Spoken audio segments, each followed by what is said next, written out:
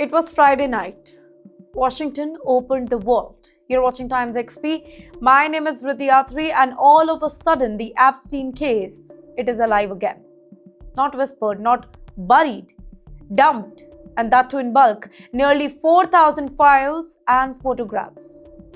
Well, the US Department of Justice, they calls it transparency. But even as the files, they were released, the DOJ admitted something really critical here.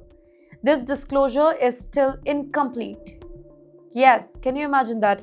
This exposure is incomplete. So you know what exactly was released here? Let me explain it very simply here. Under the newly passed Epstein File Transparency Act, the Justice Department made public a very massive set of records, court documents, old evidences, and a new category. Now, this particular category is called DOJ disclosures, and that's where the bulk of the material sits.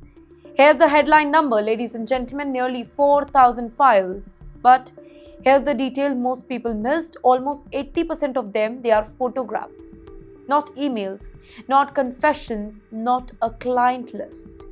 Photos taken by the FBI from raids, from researchers, and from inside Epstein's world.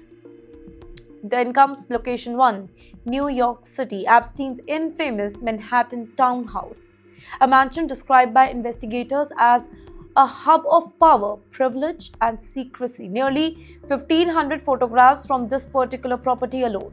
It was taken around July 2019, just after Epstein's arrest. Rooms, walls, art, objects, frozen moments from a house that had seen too much. Location number 2, Little St. John, Epstein's private island in the US, Virgin Islands. The place survivors, they say that it was the darkest chapter of the story. More than 1,600 photographs from that particular island. It was captured on August 12, 2019, just 2 days after Epstein died inside a federal jail cell. Let that sink in. These images show the scale of Epstein's operation, his wealth, the isolation, the infrastructure, private planes, multiple properties, security system. This was not a small operation. And now names are back in the spotlight. Not charged, not accused yet, but connected by associations, records, or past contacts.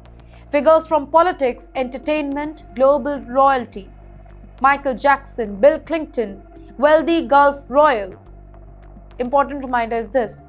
Mention in files, they do not mean guilty, but it does mean proximity to a man now officially labeled one of the most notorious offender in modern US history.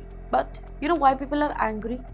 They are angry because despite thousands of files, key elements, they are still missing. Something like heavy redactation, faces blurred, names blacked out, digital store devices mentioned but not really released, hard drives, CDs, data logs. In fact, referenced but not shown.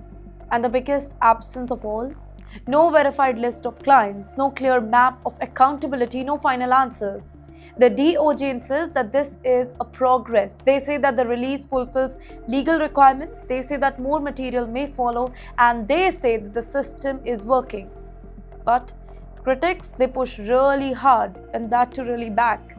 Their arguments are very simple. Transparency is not partial here. Justice is not selective. You cannot expose the room and hide the people who walked through them. And that's why Epstein's story, it refuses to die, because every release, it opens another door and it closes 3 more. This isn't just about Jeffrey Epstein anymore. He's dead. This is about who enabled him, who protected him, who looked away, and who still hasn't been named. Until the radications disappear, until the digital evidence is made public, until the accountability reaches the top, the Epstein files, it will remain what they have always been, a test of America's justice system. And so far, that test is still unfinished.